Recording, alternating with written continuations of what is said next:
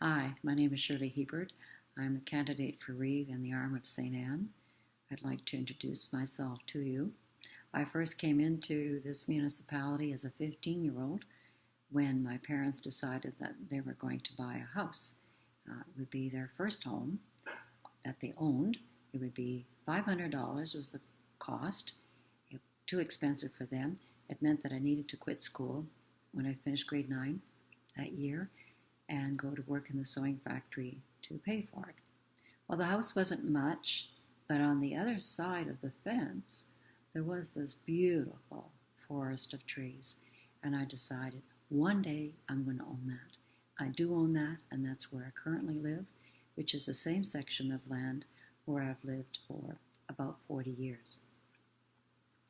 I got married at 16 to Abe Hiebert, and we had 2 children, and he went on to become a pilot, and I went on to become a nurse. Abe was tragically killed 25 years ago as a captain flying a 48-passenger aircraft. A great loss to us, of course, difficult time. My son, Don, lives in Toronto most of the time, and my daughter lives in Tucson, Arizona, and then I have one young grandson, the photo up there. He lives in the Atacama Desert with his mother in northern Chile, where it never rains, but there's an abundance of copper. So I have an affinity for copper, the copper earrings he buys me especially. So so that's my family kind of scattered all about. After Abe died, I went on to get a master's degree and as a nurse practitioner, and then I went on to do a PhD in the Faculty of Medicine, community health research with First Nations people, development work really, finding the research and doing it with them to further their goals. I've also worked in management with the government and other administrative positions, as well as been an educator with Athabasca University for many years, which I'm again doing this fall. It's a distance online program. And then when it comes to business, I've done various things, and one thing that I've done is developing a small subdivision in the RM St. Anne on Lone Boulevard. So this has taken me into areas of, drainage and road construction and things like that, as well as learning a lot about, as much as I could, which is a fair amount because I do tend to dig into things, about municipal laws and Manitoba legislated acts that impact the RM and then indirectly a subdivision like that. So there's a lot of stuff I know about that I wouldn't ordinarily have known had I not traveled down that path. When it comes to the municipality itself, I see it as a community of 300 square miles with communities within it and a diverse population. So I've been impressed as I've been campaigning, just the caliber of people, the interesting things that they're doing, and what they're like, and people that I just couldn't imagine really lived here, just because you just think of, I guess you don't really think about who is living everywhere, but I've certainly met some very impressive people. And Richard, I've been very impressed with the volunteerism there, that they set goals and they get there, and I think that the Richard Rodeo is one such example where I understand that they've had awards every year since their inception, except for one. The other thing that we have is, of course, a large agriculture sector, and we want to promote and protect agriculture. They put food on our tables. And then the rural residents, which is also another large sector, and they pay 77% of the taxes. So these two sectors coexist and need to go forward working together, knowing that they're important to each other. When it comes to accountability, I see as being open to the public as one way of being accountable I also see it as a way of, just being a healthy, governing in a healthy way. But I'd like to see at every council meeting that we would be able to set time aside where people can just come informally to talk to the Reeve and council, ask questions, and whatever's on their mind, share it. And then I'd also like to see on a more formal level that we would have town halls on a regular basis throughout the RM where people have input or, certain topics are coming up. If I'm going to be Reeve, have the privilege of being Reeve, then there's going to be changes.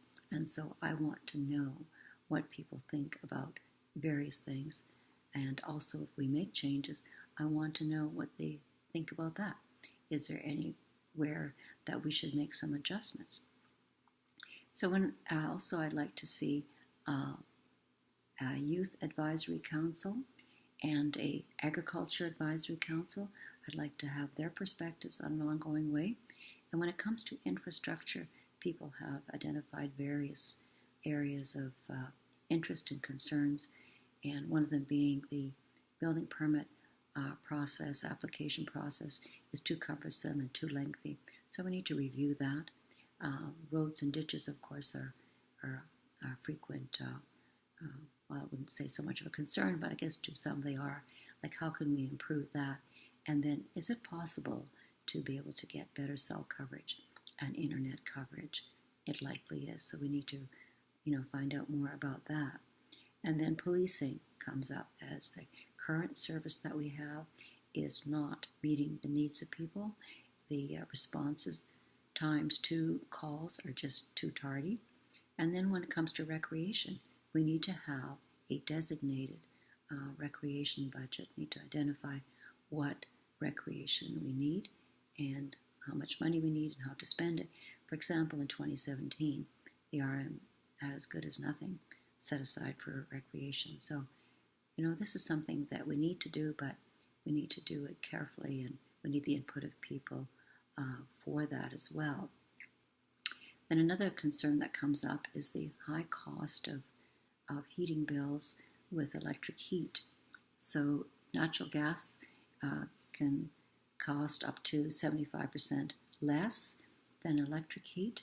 And so we need to look at having natural gas pipelines installed in the RM, like they have in LeBrokery and Hanover, which we opted out of back when that was going on in the 70s.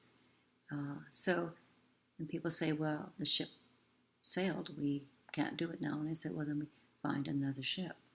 I mean, you're talking to someone who started off finishing her education in grade 9 and to where I am now. So I don't take no for an answer very easily. I look at what the roadblock is, get that out of the way. If the goal that I have in mind, first of all, is valid, and I want to validate that with you, then we go forward. So also we would need to hire a development officer, someone that's going to be designated to look at the economics of the RM in terms of where we can find economic opportunities.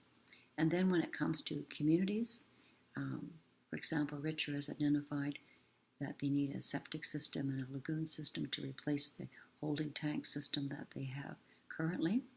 I've looked into funding for that, and I'm confident that we can access funding to get that in place. And Paradise Village has some people have voiced a concern that they don't get enough for their tax dollars because most of their services are provided by Paradise Village. So we need to look at what some of those issues are and how we can address them. And then when it comes to Giroux, the Giroux Hall has been there since 1920. It's in good shape. It's up for sale, and as well as Philip's Magic Museum closed at the end of August. These were the two areas where the public would come to Giroux for in terms of activities. So we need to find ways to revitalize some areas like that in Giroux. And when it comes to Lacouli and the subdivisions, I don't know enough yet to know what some of their needs are, but I would expect that I would hear from them and we would act on them.